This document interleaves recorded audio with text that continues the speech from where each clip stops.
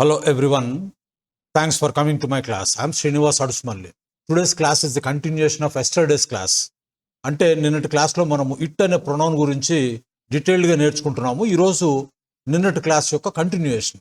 ఈ క్లాసు బిగించేసే ముందు నిన్న క్లాస్ చూసిన తర్వాత రాజేశ్వరరావు సార్ గారు ఒక కామెంట్ రాశారు. ఏంటంటే నేను ఆ సెకండ్ టాపిక్లో అంటే ఆ ఇచ్చినటువంటి మీకు మెటీరియల్లో ఎక్స్ప్లెయిన్ చేసినటువంటి దాంట్లో రెండవ సబ్ హెడింగ్లో ఉన్నటువంటి ఒక సెంటెన్స్ ఉంది. ఏంటంటే మనం చెప్పుకుంది ఇట్ అనేది వస్తువులకి కానీ జంతువులకి కానీ, ఎందుకంటే జంతువులది ఆడదో మగదో మనకు తెలియదు కాబట్టి ఇట్ అనేది వాడతామండి. అంతేకాకుండా మనము చిన్నపిల్లలకి చంటి పిల్లలకు కూడా ఇట్టు వాడతామని చెప్పి దాని కింద నేను ఎగ్జాంపుల్స్ ఇచ్చాను. అందులో మూడో ఎగ్జాంపుల్ ఏంటంటే ఇక్కడ చూడండి. మూడో ఎగ్జాంపుల్ ఏంటంటే ఇది నేను ఇచ్చింది. There is a bird chirping outside my window, it sounds beautiful అన్నాను.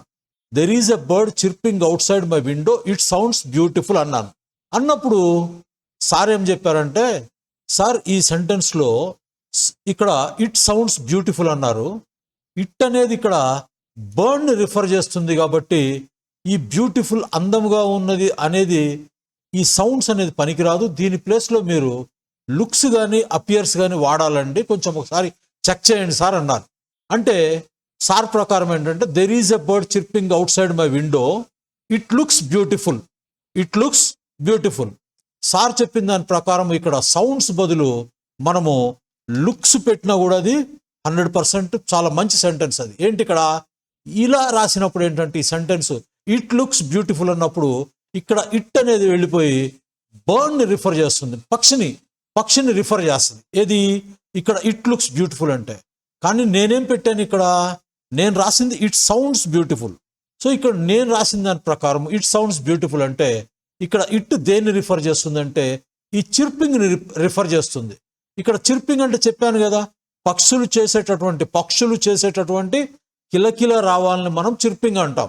సో ఇక్కడ ఇట్ సౌండ్స్ బ్యూటిఫుల్ అంటే ఇక్కడ నా అర్థం ఏంటంటే ఇక్కడ ఇట్ అనేది చిర్ప్ని రిఫర్ చేస్తుంది. చిర్పింగ్ అనేది కూడా ఇక్కడ నౌన్, ఇది చిర్పింగ్ అనేది కూడా నౌన్. సో ఇది వెళ్ళిపోయి ఈ నౌన్ చిర్పింగ్ అనేటటువంటి నౌన్ని రిఫర్ చేస్తుంది. అర్థమైందా? సో ఇక్కడ ఎందుకు ఈ కన్ఫ్యూజన్ వచ్చింది? కన్ఫ్యూజన్ ఏం లేదు ఇక్కడ నేను మీకు ఒక 4 సెంటెన్స్లు ఇచ్చాను చూడండి. ఇది కొంచెం ఎక్స్ప్లెయిన్ చేస్తాను. ఈ 4 సెంటెన్స్లు ఏంటంటే Kumar went to the store because he needed groceries. So అతనికి ఈ ఇంటి సరుకులు అవసరం కాబట్టి హీ నీడెడ్. సో అవసరం కాబట్టి అతను స్టోర్కి వెళ్ళాడు. Kumar went to the store because he needed groceries. ఈ సెంటెన్సెస్ ఊరికిన చూడండి. సరళ bought a new car, it is red. So ఈ సెంటెన్స్ చూడండి. I saw a bird outside my window. అర్థమైంది కదా, ఇట్ వాజ్ సింగింగ్ బ్యూటిఫుల్లీ. ఇప్పుడు మనం రాసిన సెంటెన్స్ చూడండి. There is a bird chirping outside my window, it sounds beautiful. ఇది నేను రాసింది. ఈ ప్రొనౌన్స్కి జనరల్ రూల్ ఏంటంటే pronouns often refer to the immediate preceding noun. ఇది గుర్తుపెట్టుకోండి. ప్రొనౌన్స్ ఆఫెన్ రిఫర్, ఇది ముఖ్యమండి. ఆఫెన్ అంటే తరచుగా. Pronouns often refer to the immediate preceding noun అంటే ఈ మనం సెంటెన్స్లో వాడినటువంటి ప్రొనౌను దాని ముందు ఉన్నటువంటి ఇమీడియట్ ప్రిసీడింగ్ అంటే ముందు. సో దాని ముందు ఇమీడియట్గా ఉన్నటువంటి నౌన్ని రిఫర్ చేస్తాయి. ఇదేంటి జనరల్ రూల్ ఇది. However there are exceptions where pronouns also refers to nouns further back in the sentence or even nouns in previous sentences. అయినప్పటికీ కొన్ని ఎక్సెప్షన్స్ ఉన్నాయి. ఏంటి? Where pronouns also refer to nouns further back in the sentence. So ఇక్కడ చూడండి, ఇక్కడ ఉంది ఇది. అంటే అర్థం ఏంటంటే ఇప్పటివరకు మనం ఇది కూడా చెప్పిన తర్వాత చెప్తా చూడండి. Are even nouns in previous sentences. అంటే మనకు తెలిసిన ఇప్పుడు ఫస్ట్ సెంటెన్స్లో ఏం చెప్పుకున్నాము? ఫస్ట్ డెఫినేషను ప్రొనౌన్స్ ఎప్పుడు వాటి ముందు ఇమీడియట్గా ఉన్నటువంటి వాటి ముందున్న నౌన్స్ని రిఫర్ చేస్తాయని చెప్పుకున్నాం. ఓకే, తర్వాత ఇంకేంటి? కానీ దానికి చాలా ఎక్సెప్షన్స్ ఉన్నాయి. ఏంటి? ప్రొనౌన్స్ అనేవి దాని ముందున్న నౌన్నే అవసరం లేదు, సెంటెన్స్లో ఎక్కడో ముందున్నటువంటి నౌన్ కూడా అవి రిఫర్ చేయవచ్చు. అంటే ఏంటి? ఇక్కడ Kumar went to the store because he needed groceries. ఇక్కడ హీ అనేది మనకి ఇబ్బంది లేదు. ఇక్కడ హీ అనేది స్టోర్కి వాడం కాబట్టి హీ అనేది కుమార్ని ఐడెంటిఫై చేస్తుంది లేదా రిఫర్ చేస్తుంది అని మనందరికీ తెలుసు. ఇక్కడ చూడండి, are even nouns in previous sentences. Sir ఈ సెంటెన్స్కి రండి. Sarala bought a new car, it is red. Sarala bought a new car, it is red. ఇక్కడ ఇట్ దేన్ని సూచిస్తుంది? దీన్ని సూచిస్తుంది. దాని ముందు ఇమీడియట్గా ఉన్నటువంటి నౌన్ని రిఫర్ చేస్తుంది. I saw a bird outside my window. I saw a bird outside my window, it was singing beautifully. ఇక్కడ అదే కాకుండా ఇక్కడ లాస్ట్ సెంటెన్స్ చూడండి. The context will make it clear as to which noun is being referred to buy the pronoun. The context will make it clear as to which noun is being referred to buy the pronoun. So context మనకు అర్థమైపోతుంది. ఇక్కడ ఉన్నటువంటి ఈ pronoun ఏ నౌన్ని మనం refer చేస్తుంది అనేది కాంటెక్స్ట్ని బట్టి అర్థం చేసుకోవచ్చు. ఏంటి ఇక్కడ? It is red. ఈ ఇట్ ఈజ్ అనేది ఇట్ అనేది దేన్ని సూచిస్తుంది? ఇక్కడ కార్ని సూచిస్తుంది. అదేవిధంగా I saw a bird outside my window, it was singing beautifully. So ఇక్కడ ఇట్ అనేది విండోని సూచిస్తుంది. విండో కూడా వస్తువే కదా. సో ఇట్ అనేది విండోని కూడా రిఫర్ చేయవచ్చు లేదా బర్డ్ని కూడా రిఫర్ చేయొచ్చు. కానీ కాంటెక్స్ట్ చూడండి, ఇట్ వాజ్ సింగింగ్ బ్యూటిఫుల్లీ. ఇక్కడ సింగింగ్ అనేది విండో చెయ్యదు కదా. కాబట్టి ఇట్ అనేది ఈ సందర్భంలో ఇక్కడ బర్డ్ని రిఫర్ చేస్తుంది. సో నేను రాసిన సెంటెన్స్లో there is a bird chirping outside my window. So నా కిటికీ బయట కిలకిలా రావాలు చేస్తున్నటువంటి పక్షి ఉన్నది. అర్థమైంది ఈ సెంటెన్స్కి? ఈ సెంటెన్స్లో సబ్జెక్ట్ ఏంటి? బర్డే. There is a bird chirping outside my window అంటే సెంటెన్స్లో సబ్జెక్ట్ బర్డే. కానీ ఏంటి ఇక్కడ? నా కిటికీ బయట కిలకిలా రావాలు చేస్తున్నటువంటి పక్షి ఉన్నది. It sounds beautiful. ఇక్కడ ఇట్ అనేది ఈ చిర్పింగ్ని క్వాలిఫై చేస్తుంది లేదా రిఫర్ చేస్తుంది, కానీ ఇట్ అనేది ఇక్కడ బర్డ్ని రిఫర్ చేయటం లేదు. ఎందుకు? ఇట్ సౌండ్స్ బ్యూటిఫుల్ అన్నాం. సౌండ్ వచ్చేది ఏంటి? ఇక్కడ మనకి చిర్పింగే కదా. అందువల్ల ఈ కాంటెక్స్ట్ బట్టి అర్థము ఇట్ అనేది చిర్పింగ్ అనేటటువంటి నౌన్ని రిఫర్ చేస్తున్నట్లు. అలా కాకుండా సార్ చెప్పినట్లు ఇట్ లుక్స్ రాసామనుకోండి, ఇట్ లుక్స్ బ్యూటిఫుల్ అని. ఇప్పుడు ఇక్కడ ఇట్ వచ్చేసి బర్డ్ని రిఫర్ చేస్తుంది. ఓకే, కాబట్టి సార్ చెప్పింది కరెక్ట్, నేను రాసింది కూడా కరెక్ట్. కాకపోతే నేను రాసిన దాంట్లో కొంచెం అంబిగ్యూటీ ఉంది. ఓకే, నేను రాసిన దాంట్లో కొంచెం అంబిగ్యూటీ ఉంది, కానీ అది కరెక్ట్, అందులో తప్పేమి లేదు. అది సార్ రాజేశ్వరరావు గారు, మీరు చాలా రోజుల తర్వాత కామెంట్ చేశారు, చాలా చాలా థ్యాంక్స్ అండి. ఇక మనం క్లాస్లోకి వెళ్తే నిన్న మనం చెప్పుకున్న దానికి ఎక్స్టెన్షన్ ఈ క్లాసు చూడండి. It is use to give opinions and evaluations.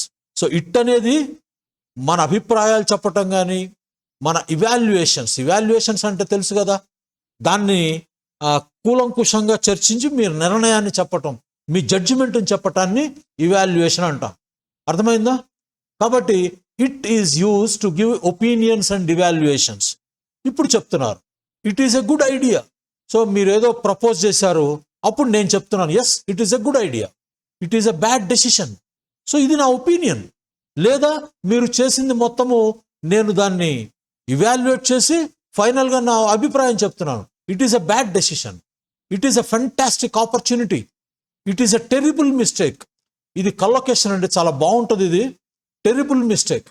Okay, good idea, bad decision, fantastic opportunity, ఇవన్నీ కలొకేషన్స్. ఇట్ ఈజ్ అన్ ఆపర్చునిటీ అనకుండా it is a fantastic opportunity అంటే బాగుంటుంది. అదేవిధంగా it is a brilliant solution, ఇవన్నీ చక్కగా మీరు సమస్యకు పరిష్కారము, ఇట్ ఈస్ ఎ సొల్యూషన్ వాడచ్చు. కానీ ఇక్కడ బ్రిలియంట్ వాడడం వల్ల you look more natural. Okay, it is a brilliant solution, it is a remarkable achievement. నిన్న ఈ కూటమి విజయం సాధించింది కదా, it is a remarkable achievement, it is a great success, it is a disappointing result. So for the other party it is a disappointing result. Okay, so నిన్న ఓడిపోయిన పార్టీకి ఇలా చెప్పవచ్చు, it is a disappointing result, it is an impressive performance. So ఎటువంటి performance అది? Impressive performance. It is a beautiful masterpiece. మీరు చక్కటి essay ఒకటి రాశారనుకోండి, it is a beautiful masterpiece అనొచ్చు. It is time to take a break from work, it is time to take a break from work. It is the joyous anticipation of new year's eve. It is the joyous anticipation of new year's eve. తర్వాత ఇంకేంటి? It అనేది ఇంకెక్కడ వాడతామంటే it is used to emphasize an action or situation. So ఒక action కానీ ఒక situation కానీ emphasize చేయటానికి మనము ఇట్ వాడతాం. ఇటు చూడండి. It is amazing how fast time flies.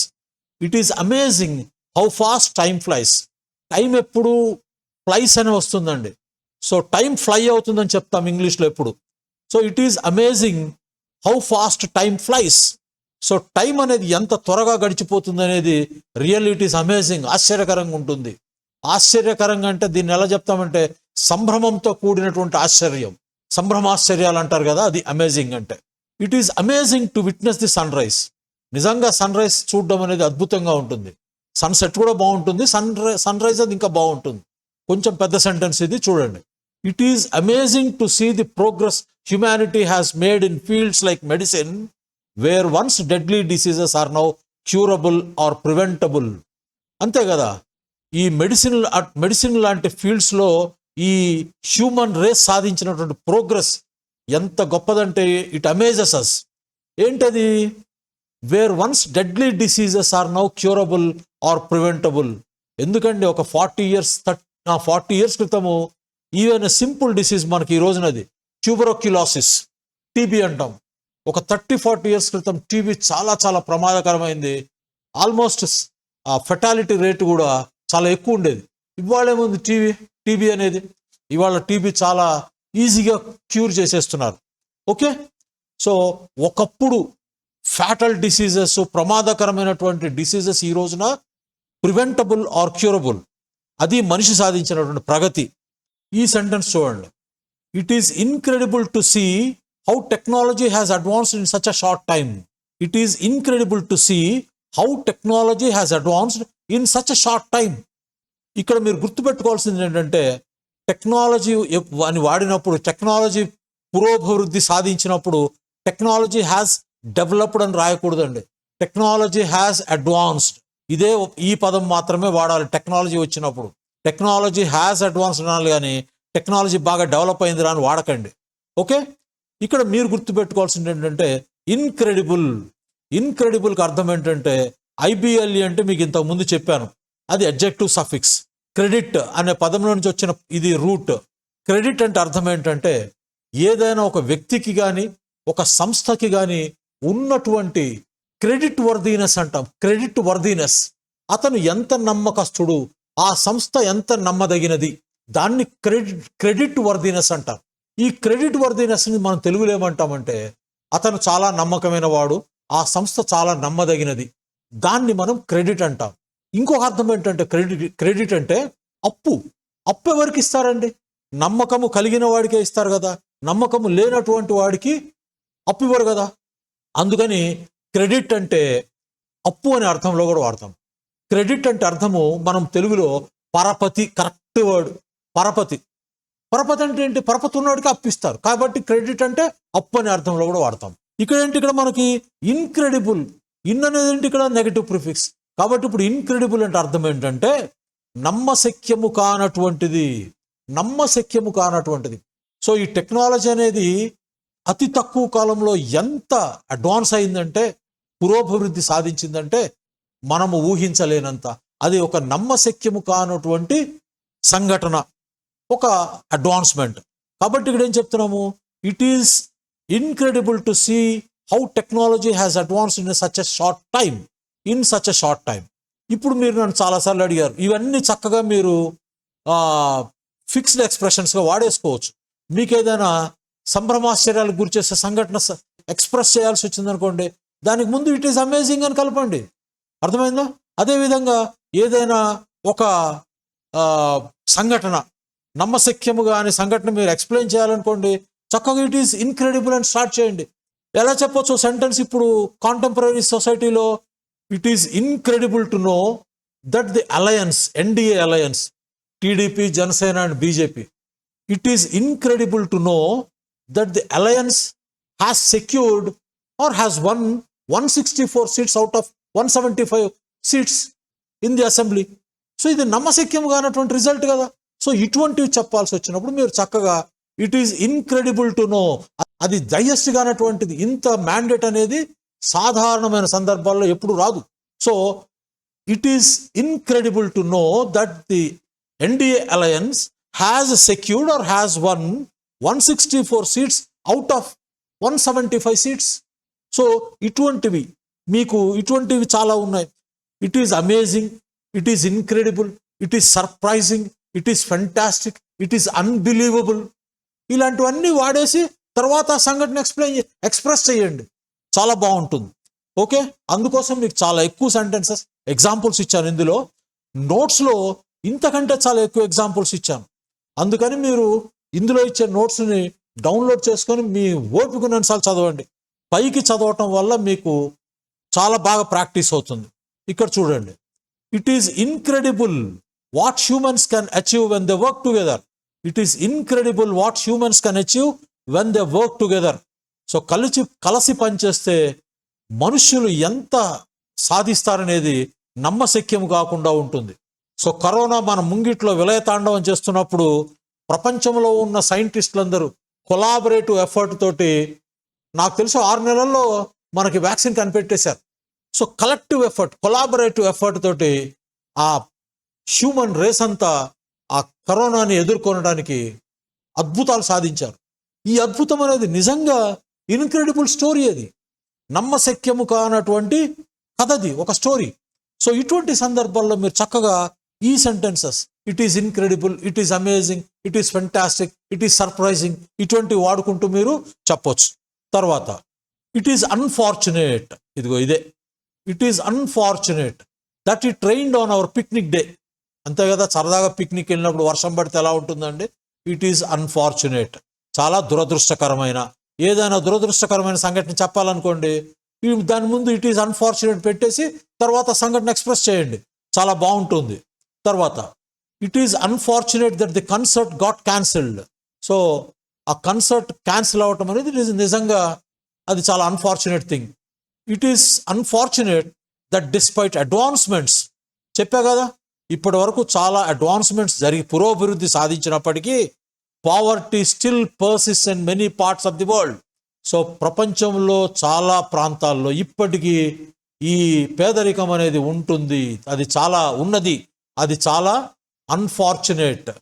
Okay, అది చాలా దురదృష్టకరమైనటువంటి విషయం. So it is unfortunate.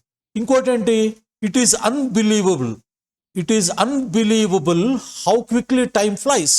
So how quickly time flies అనేది అది అమేజింగ్ అయి ఉండొచ్చు, అన్బిలీవబుల్ అయి ఉండొచ్చు, ఇన్క్రెడిబుల్ కూడా అయి ఉండొచ్చు.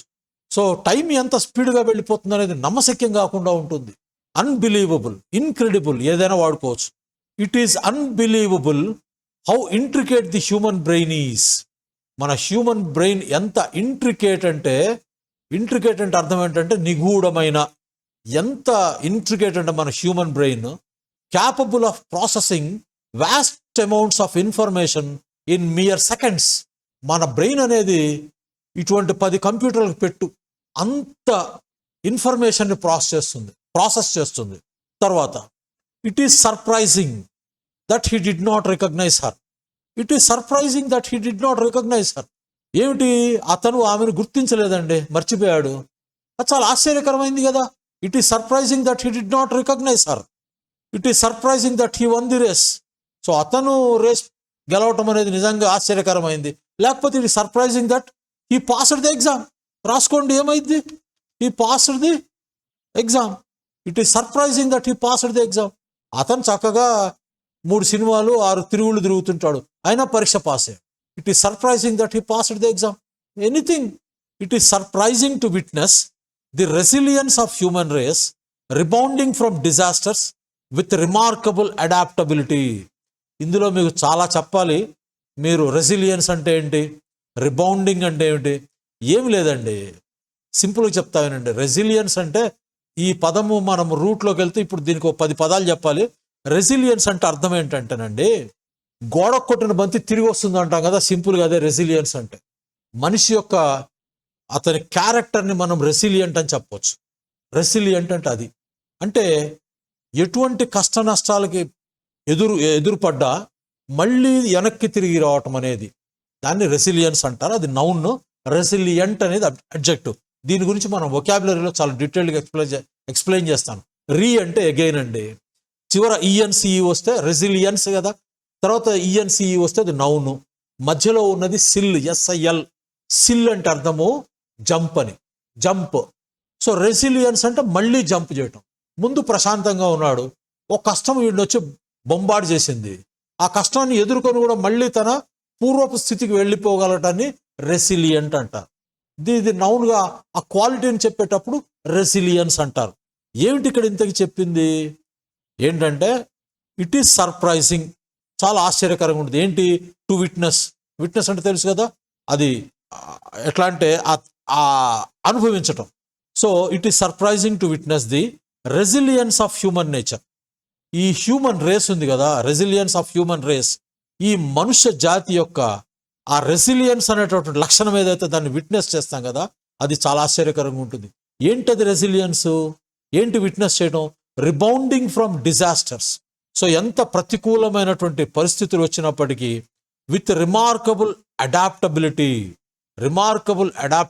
తనను తాను ఆ పరిస్థితికి అన్వయించుకొని ఆ డిజాస్టర్ నుంచి మళ్ళీ వెనక్కి రావటం అనేటటువంటి హ్యూమన్ లక్షణం ఉంది చూసారా, అది సర్ప్రైజింగ్. దాన్ని విట్నెస్ చేయటం అనేది సర్ప్రైజింగ్, అదనమాట అర్థము. కొంచెం డిక్షనరీ చూసుకుని నేర్చుకోండి. ఈ వర్డ్స్ నేను మీకు వొకాబులరీలో చెప్తాను. It is wonderful to spend time with loved ones. It is wonderful to spend time with loved ones. అంతే కదా, ఇదొకటి వండర్ఫుల్. సో మనం ప్రేమించే వాళ్ళతో గడపటం అనేది ఇట్ ఈస్ వండర్ఫుల్, చాలా అద్భుతంగా ఉంటుంది ఆ టైం అనేది. It is wonderful to witness the joy on a child's face. It is wonderful to witness the joy on a child's face when they discover something new for the first time. So పిల్లలు ఏదైనా ఒక కొత్తది కనుక్కున్నారనుకోండి, వాళ్ళ ముఖంలో కనిపించేటటువంటి ఆ ఆనందం ఉంటుంది చూసారా, అది చూడ్డానికి భలే ఉంటుంది. It is wonderful to witness the joy on a child's face when they discover something new for the first time. ఇక్కడ joy on a child's face అని మనము ఇక్కడ సింగులర్లో వాడాము, ఇక్కడేమో ఈ ప్రొనౌన్ వెన్ దే డిస్కవర్ అనేది ప్లూరల్ ప్రొనౌన్ వాడాం. ఇది కరెక్టేనండి, ఇక్కడ దే వాడడము. ఇది మీకు ప్రొనౌన్స్ చెప్పేటప్పుడు ఎక్స్ప్లెయిన్ చేస్తాను. ఈ సెంటెన్స్లో తప్పేమి లేదు. So it is wonderful to witness the joy on a child's face when they discover something new for the first time. It is fantastic to see everyone come together. It is fantastic to see everyone come together. It is fantastic how kindness spreads like wild fire. Kindness కూడా ఏదైనా సరేనండి, wild fire లాగా, కార్చిచ్చులాగా అలుముకుంటుంది. మన సొసైటీలో అందరూ దయార్థ హృదయాలు, దయగలిగిన వాళ్ళు ఉన్నారనుకోండి, మనం కూడా దయగలిగిన వాడిగా మారుతాం. అందరూ నీచులు ఉన్నారనుకోండి, మనం కూడా నీచత్వం పొందుతాం. అదే అక్కడ చెప్పింది. ఏంటి ఇక్కడ? It is fantastic how kindness spreads like wild fire. So kindness అనేది అంటే ఆ దయార్థ గుణం అనేది మనిషిలో ఉంటే వాడి పక్కన ఉన్న సొసైటీ మొత్తం వాడిలాగా ట్రాన్స్ఫార్మ్ చెందుతుంది, కార్చిచ్చులాగా వ్యాపిస్తుంది. వైల్డ్ ఫైర్ అంటే కార్చిచ్చు, అడవుల్లో వచ్చేటట్టు రాజుకునే మంటల్ని కార్చిచ్చు అంటాం, వైల్డ్ ఫైర్. అర్థమైందా? తర్వాత it is dangerous to lean out of window. So ప్రయాణం చేసేటప్పుడు కార్లు కానీ బస్సులు కానీ తల బయటికి పెట్టడం అనేది it is dangerous. It is dangerous to drive. It is dangerous to drive under the influence of alcohol. కదా, మద్యపానం సేవించి డ్రైవ్ చేయటం అనేది చాలా డేంజరస్. ఇక్కడ మీరు ఇది గుర్తుపెట్టుకోండి అమ్మా, ఇది కలొకేషన్, అండర్ ది ఇన్ఫ్లుయెన్స్ అనే వాడాలి మనం. Under the influence of alcohol. It is dangerous to drive under the influence of alcohol. అర్థమైంది? అండర్ ది ఇన్ఫ్లుయెన్స్ మీరు చక్కగా ఇది అంటే దీని అర్థం ఏంటంటే అతని ప్రభావంలో లేదా దేని యొక్క ప్రభావంలో ఉన్నాడు అని చెప్పేటప్పుడు అండర్ ది ఇన్ఫ్లుయెన్స్ అంటాం. Under the influence of bad company, under the influence of bad company he turned out to be A criminal. So bad company యొక్క ప్రభావం చేత వాడు ఒక క్రిమినల్గా మారాడు. Driving under the influence of alcohol is illegal and dangerous. Driving under the influence of alcohol is illegal and dangerous. Right, under the influence గుర్తుపెట్టుకోండి. తర్వాత it is dangerous to approach wild animals without caution. So ఇటు మీద ఇంకో class కూడా చెప్పుకుందాం, ఇంకా 2 క్లాసులు చెప్పుకుందాం. ఎందుకంటే చెప్పాక ఇది చాలా చాలా ఇంపార్టెంట్ టాపిక్. ఇంత ఎగ్జాస్టివ్ మెటీరియల్ మీరు ఊహించలేరు, అంత మెటీరియల్ తయారు చేశాను. ప్రతి టాపిక్ ఇందులో చాలా చాలా ఇంపార్టెంట్. మీకు ఇచ్చిన నోట్స్ను చక్కగా మీరు డౌన్లోడ్ చేసుకొని చాలా ఎక్కువ సార్లు రిపీట్ చేయండి, పైకి చదవండి, అది చాలా ముఖ్యం. మళ్ళీ రేపటి క్లాస్లో కలుద్దాం, రేపే కలుద్దాం. మళ్ళీ మీ కామెంట్స్ రాయండి, నచ్చితే లైక్ చేయండి, ఇంకా బాగా నచ్చితే సబ్స్క్రైబ్ చేసుకోండి. రేపటి క్లాస్లోనే కలుద్దాము. అప్పటి వరకు టేక్ కేర్, బాయ్ బాయ్.